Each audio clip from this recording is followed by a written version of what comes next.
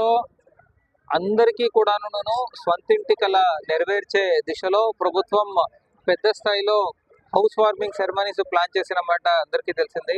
అలాగే మనము ఈరోజు కృష్ణా జిల్లాలో కూడాను టిడ్కో మళ్ళీ ఇండివిజువల్ లేఅవుట్స్ లో వాళ్ళ హౌసెస్ కట్టుకున్న వాళ్ళందరికీ కూడా ఒకే సమయంలో మనము ఈరోజు దాదాపు 13,712 హౌసెస్ కి మనము ఈరోజు హౌస్ వార్మింగ్ సెరమనీ చేస్తున్నాం యాక్చువల్లీ.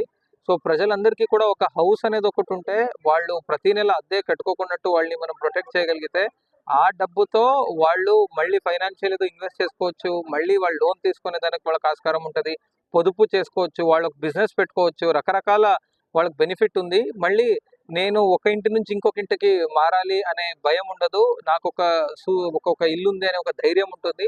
అది చాలా కొండంత ధైర్యం. ఏ మనిషి ఎదుగుదల కూడాను ఫస్ట్ ఆ మనిషికి ఒక ఇల్లు రావడం తర్వాతే మొదలవుతుంది.